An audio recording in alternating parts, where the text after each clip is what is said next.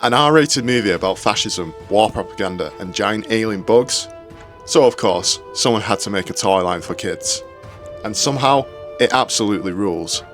Welcome to Why I Collect, and today we're talking about one of the most gloriously mismatched toy lines of the 90s, Galoob Starship Troopers. It's weird, it's wild, and it has massive monster bugs that devour your action figures. This is Why I Collect, and this is Starship Troopers. Would you like to know more? Starship Troopers hit the theatres in 1997, directed by Paul Verhoeven, the man behind RoboCop and Total Recall. It's a movie that wears its fascist satire like it's part of the uniform. Shiny, over the top, and disturbingly effective. When I first saw the movie, I just thought it was the coolest space war movie ever made, with bugs that gave me nightmares. But the older I got, the more I started to pick up on the sarcasm, the political critique, and the entire point, and somehow, that made me love it even more. And then of course, I found out there was a toy line.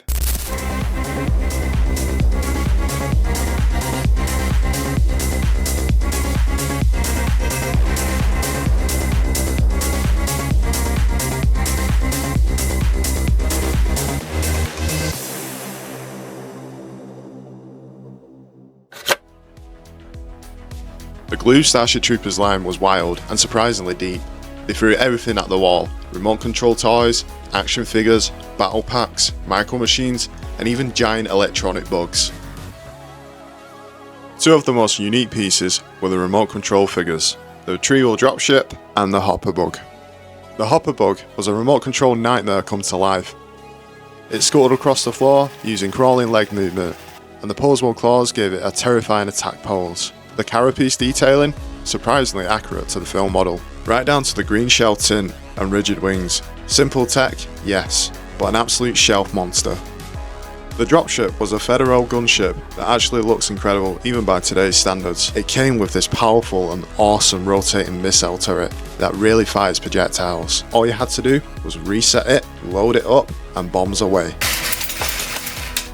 And this is where the remote comes into play. One section to move the vehicle, and another to lay chaos across the land. And let's not forget, you could pilot around your room like you were leading an airstrike on Clendafu, by opening the cockpit and putting your mobile infantry inside. One awesome detail that they did add as well was the foldable landing gear. You had these awesome stickers which you could place inside, which showed mobile infantry, insignias and vents molded into it, and it just created that pure 90s toy engineering magic.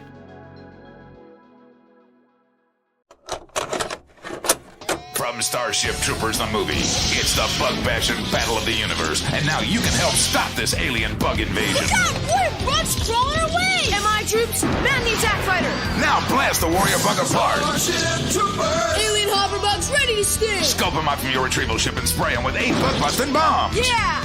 This alien bug invasion must be stopped. Starship Heroic MI Troopers, evil alien bugs, it's the bug-bashing battle of the universe. New Starship Troopers action fleet, bugs and vehicles. Then there was the action fleet sets, 6 in total. These were medium scale, with bigger detail and packed with features. The plasma bug, a crown jewel of the line. This thing was big, with a rare cannon that fired a blue plasma projectile. The sculpting perfectly captured the organic armor plating, and the paint wash gave it that crazy scorched desert look. The plasma projectile was attached to a string, and you would use the top mechanic piece to reel the string back in, and after that it was free game to shoot him by pressing the belly. The tanker bug, functioning acid projectile launcher that spits plasma with a hinge jaw and detailed leg segments. The shell was designed to look like a gigantic beetle with a magnetic point at the back, so Johnny Rico can jump on his back and deliver the bug to hell.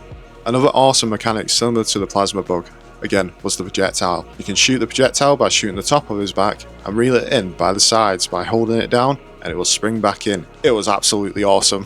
The warrior bug, my second favourite of the line, the army builder.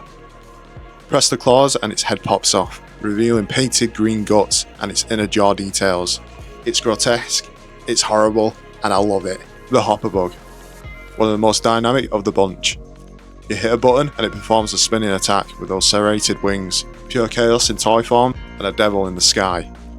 The retrieval dropship. The cockpit canopy opens and you can see any mobile infantry from the line. Comes with 2 pilots, a bomb chute with 8 bombs that were loaded up from the bottom. Then you would pull the rear wings to let the bombs fly away.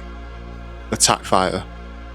sleek silver body, twin thrusters, spring-loaded missiles, and a dual pilot cockpit, designed to pair perfectly with Carmen, Ibanez, and a fleet officer. And to use the projectiles, you would load them in at the front and fire them at the back by pushing the back two wings. This thing felt like a real missile launcher. And to top it all off, most of the bugs had real feel squishy bellies and magnetic spots to stick troopers or simulate gut wounds. And speaking of troopers, every action fleet came with two, so you was able to army build your mobile infantry.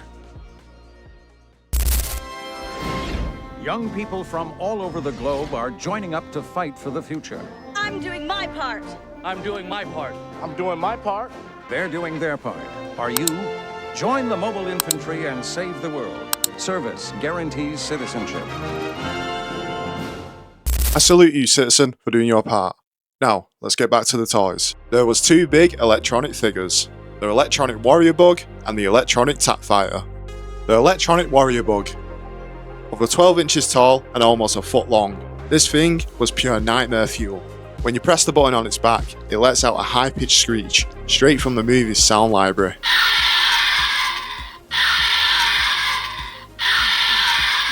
And if you move its jaw manually, it triggers this chomping sound like it's devouring soldiers. The sculpting is top tier for its time. The exoskeleton is layered and textured with intricate panel lines, claw serrations, and this terrifying open maw design. The paint wash gives it this gritty Kandafu look, and the detailing on the legs is superb. There's no lights, there's no gimmicks, it's just an incredible detailed and screen accurate monster that still holds up today. The Electronic TAC Fighter. A seriously underrated piece in the line, with a wingspan of over a foot wide. It features dual thrusters in the rear that roar to life with a press of a button. Each wing was able to be flipped open and taken off to simulate battle damage. They also came with spring-loaded launchers that can actually fire missiles. Now, I don't have the original missiles for mine, but here's the cool part. Every single action figure projectile works perfectly with it. Even the missile from the Action Fleet TAC Fighter fits right in and fires just fine. The cockpit canopy can also open and can fit one of your 6-inch action figures, most notably Carmen Ibanez. Galoob's cross-compatibility game was seriously underrated. Underneath, it's got retractable landing gear and molded intake vents that actually look functional. And when powered up, the combination of sound and light makes it feel alive, like something that could actually peel off from orbit and strafe a bug nest. It's big, it's loud, and it's easily one of the most ambitious Starship Troopers toys ever made.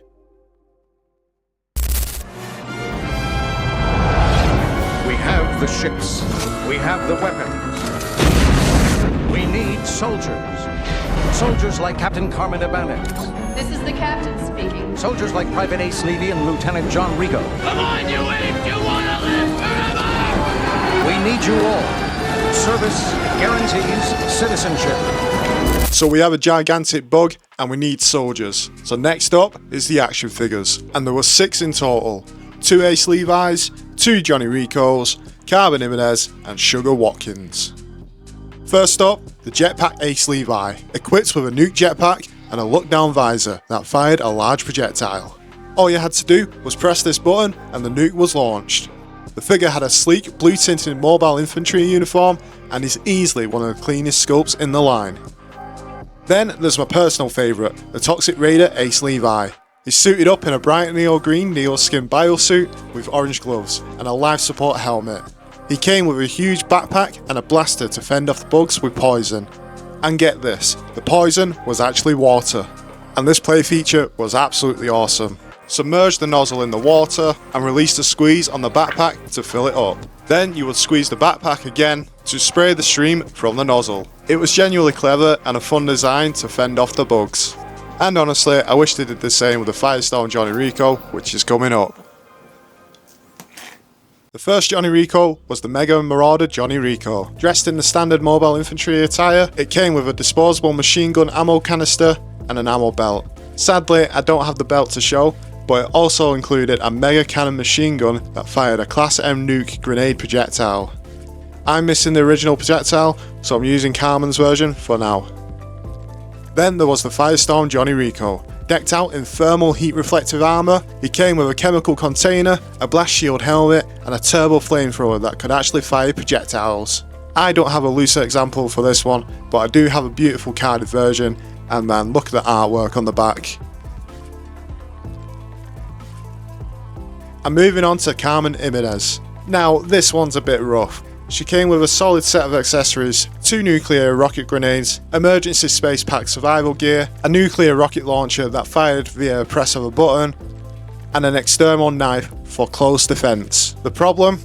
It's the sculpt. It's a bit lackluster compared to the rest. She's in a pilot gear. While the accessories are cool, the overall figure feels rushed. That said, they did make her small enough to fit inside the Electronic TAC Fighter, which is a nice touch. Then finally, we have Sugar Watkins, the tank of the group. He's in the mobile infantry armour with this wild desert camouflage pattern that really sets him apart. Watkins came with 2 huge weapons, a Marauder machine gun and a portable artillery launcher that fires a nuke. Perfect for blowing apart any dirty cockroach in sight. And to top it all off, each figure came with extra weapon accessories, their own iconic Marauder assault rifle, and a blaster with a red tip nuke. It's classic 90s overkill, and I absolutely love it. Now that we've got the troops, it's time to put them to work.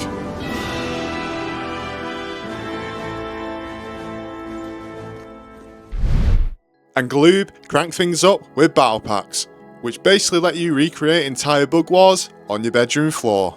I mean, these sets had everything: troopers, bugs, weapons, and more chaos than a Saturday morning cartoon. And let's start with the one that haunted my dreams, the Brain Bug pack. This one featured the big psychic brain bug with its wide, veiny head sculpt and detailed mandibles. It came with mobile infantry figures and magnetic points, so you could stage brain-sucking moments right out of the film. Is it creepy? Absolutely. But is it awesome? Hell yes. Then moving on to the Hopper Bug pack, one of the most dynamic packs and one of the hardest ones to get. The Hopper had posable wings and clawed legs, and you could balance it mid-flight with troopers firing up at it. And those eyes are just way too realistic. Now the humans needed some firepower, so that's where the MI Pulse Cannon pack comes into play. Basically, this was the Federation's last stand. It came with a large pulse cannon in placement and troopers ready to hold off incoming bugs. It's one of the few packs that lean more towards human firepower than bug mayhem, and it's absolutely awesome because it has a projectile which can be launched into any bugs. Then back to the bugs, we've got the Tanker Bug pack. Big, chunky and tough looking, the Tanker Bug had a great armoured sculpt with backplating and green tinted eyes that really popped. It came with some mobile infantry and Johnny Rico with a grenade in his hand, so you can recreate that iconic scene. Then you had the 2 Warrior Bug packs. These were your army builders.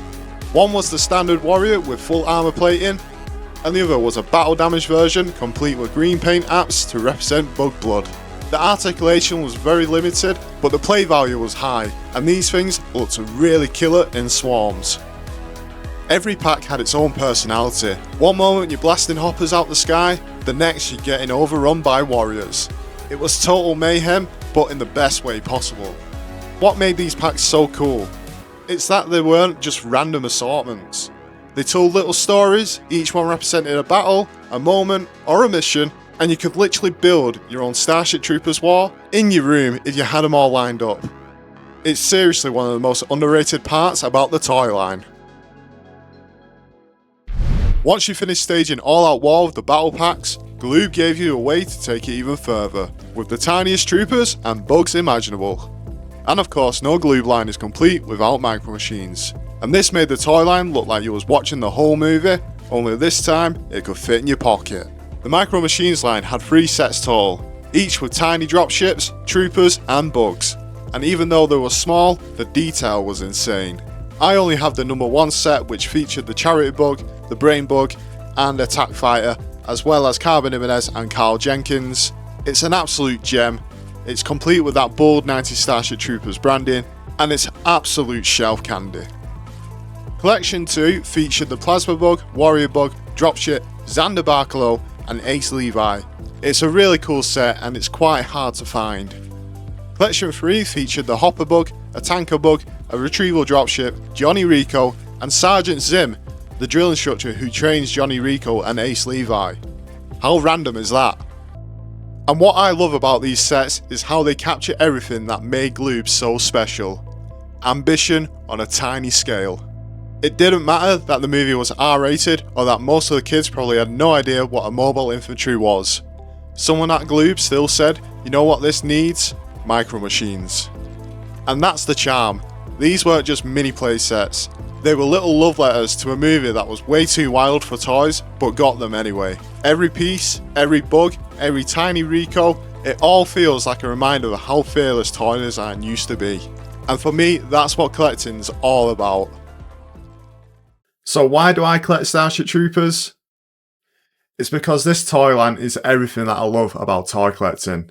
It's odd, it's ambitious, and it makes no sense at all, and it's better for it.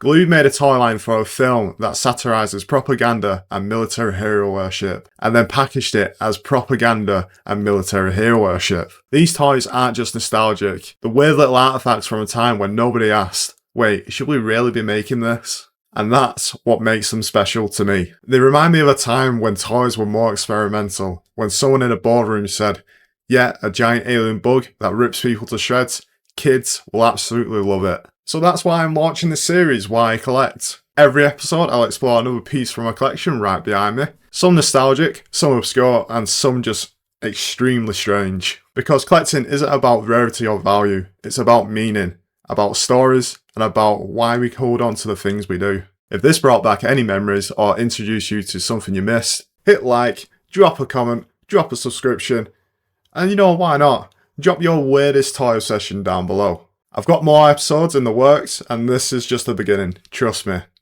I mean, have you seen all this? I've got an addiction.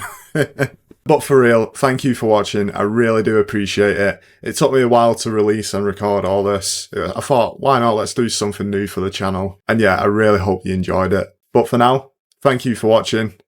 And as always, citizen, the only good bug is a displayed one. Thank you for watching.